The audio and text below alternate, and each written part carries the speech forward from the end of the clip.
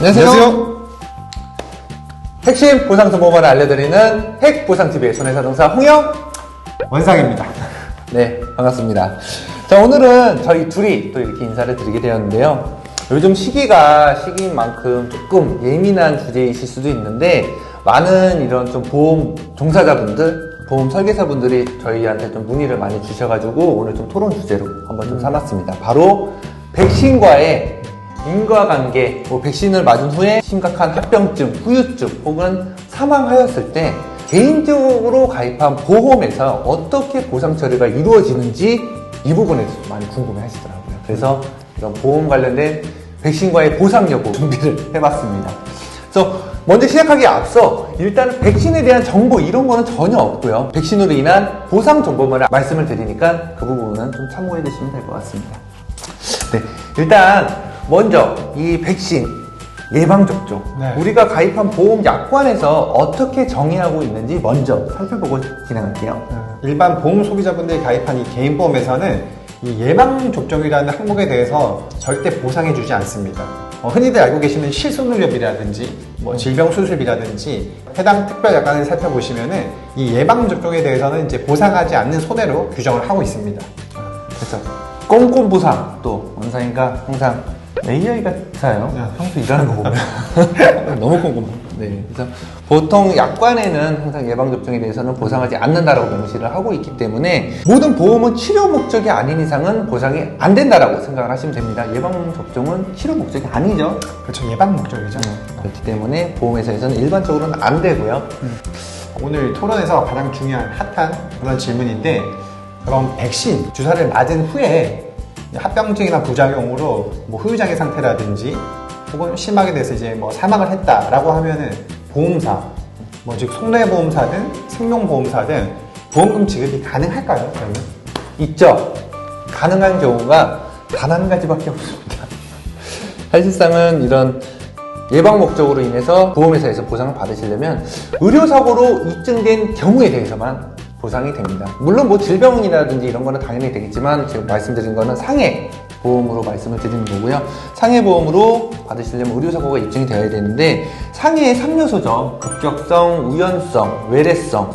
보통 이제 이 세 가지의 조건을 충족을 해야만 상해 보험금이 지급이 되는데, 보통 이제 이런 예방 목적이라든지 이런 부분은 우연성이 좀 결여됐다. 그러니까 내가 스스로 주사 치료를 맞으를 결정을 한 거기 때문에 우연하지 않다라고 해가지고 상해에서 입증이 안 되는 부분이지만, 의료사고 같은 경우는 내가 의료사고가 발생할 것이라고 예상을 하지 못했기 때문에 예외적으로 그래서 보상이 되는 부분인 거죠. 맞습니다. 네.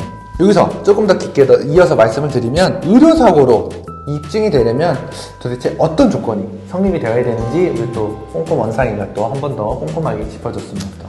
우리 일반 보험사 소비자분들이 이제 알고 계시는 의료사고라는 이제 이 정의는 흔히들 병원에서 발생한 사고잖아요. 그런 경우에는 한국의료분쟁조정위원회에서 이 의료사고라고 입증이 된 경우, 이 경우는 당연히 인정을 받을 수 있고요. 그리고 의사 간, 환자 간 개인 합의를 한 경우, 그렇죠. 이 경우도 의료사고로 이제 인정을 받을 수 있습니다. 그리고 근데 소송으로 가서 네. 그렇죠. 그렇죠. 그런 소송도 있고요.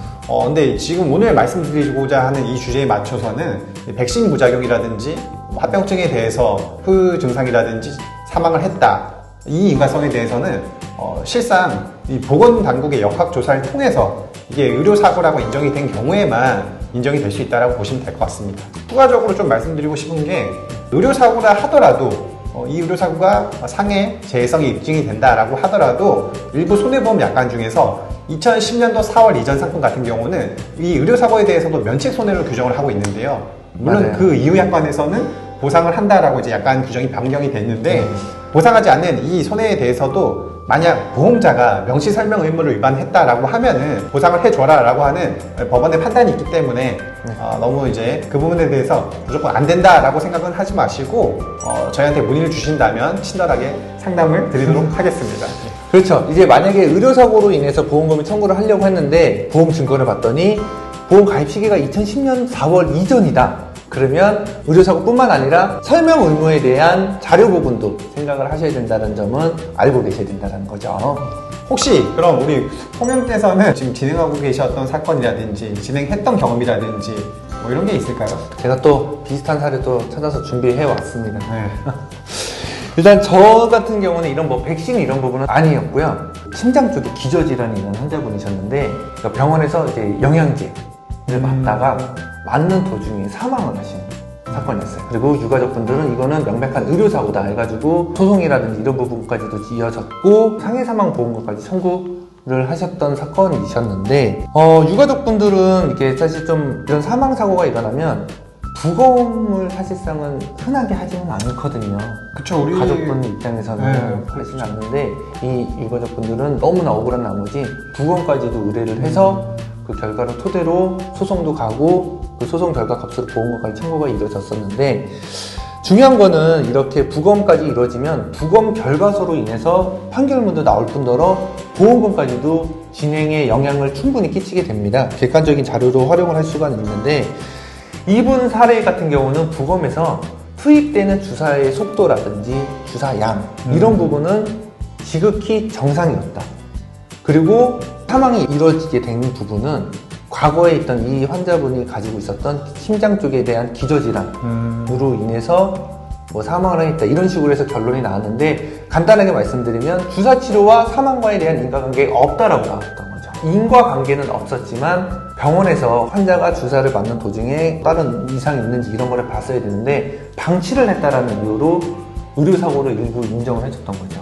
그러면 아까 소송 부분으로 말씀을 하셨었는데 의료사고로 입증이 된 판결문이 있지만 이거는 사실 상해 사망으로는 사실 진행을 할 수가 없었던 사건인 거죠.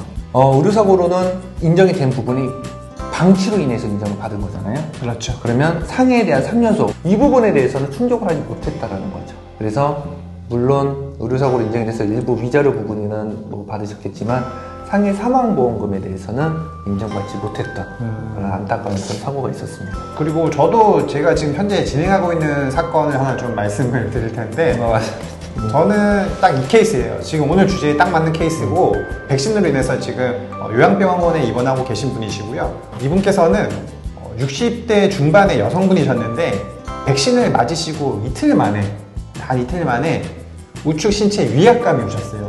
그래서 힘이 없고 이제 뭐 한쪽으로 치우치는 거죠. 이런 증상으로 급히 응급 상태이시니까 바로 이제 가까운 대학병원 응급실로 이제 내원하셨고요. 내원하셔가지고 이제 머리 쪽에 정밀 검사를 시행을 해보니까 뇌경색으로 진단이 되신 거죠. 현재 이분의 진단은 뇌경색과 우측 편마비 그리고 연화불능까지 있으셔가지고 삼킴 곤란 상태로 한마디로 얘기를 하자면 이제 간병인 없이는 일상생활이 불편하신 그런 상태까지 지금 되신 상태거든요. 충분히 이제 후유장애를 예상할 수 있는 상태이기 때문에 가족분들이 저한테 이제 사건 의뢰를 좀 해주셨는데 그렇죠. 결론적으로는 아직 이제 보건당국의 역학조사가 끝나지 않아서 이 백신 접종과의 인과성에 대해서 확인이 되지 않기 때문에 보건당국에서 이제 이게 의료사고다라고 이제 확정이 된다라고 하면은 그때 비로소 제가 제대로 된 사건 진행을 할 수 있을 것 같습니다. 혹시 뭐 질병 쪽에 관련된 보험을 사용하세요? 참 제가 그 말씀 안 드렸는데 이분은 이제 상해 후유장애 담보밖에 없으시고요. 질병 관련된 담보가 없으시더라고요. 안타깝게도. 네. 이런 사례에서 만약에 보건당국 이제 나라에서 역학조사로 인과관계가 맺어지고 인정이 된다라고 하면 상해 후유장애를 검토해 볼 수가 있고 만약에 인정이 안 된다라고 하면 질병 뭐 고도 후유장애라든지 이런 부분으로도 이제 좀 포커스를 맞춰볼 수가 있는 그런 사례인 거죠. 오늘 코로나 막 어제 7,000명 오늘 6,000명 이렇게 막 나오고 있는데 하루빨리 지금 이 시기가 안정화가 돼가지고 좀 그 전에 일상생활로 돌아가기만을 바랄 뿐입니다. 그래서 오늘은 백신으로 인한 보험금 청구 관련해서만 말씀을 드린 거고요. 그 전에 이런 백신이 아니고 의료사고라든지 그 전에 청구를 못했던 그런 사례가 있으시더라도 뭐 지금이라도 말씀 주시면 충분히 검토하고 뭐 진행 여부라든지 이런 부분도 또 도와드리도록 하겠습니다. 네. 이제 마스크 없는 세상에 살고 싶습니다. 마기꾼 물러가라. 네, 오늘 영상 유익하셨다고 생각이 되시면 구독과 좋아요 항상 부탁 좀 드리고요. 앞으로도 알찬 정보로 인사드리는 핵보상TV가 되도록 노력하겠습니다. 이상 핵심적인 정보만 드리는 핵보상TV였습니다. 감사합니다.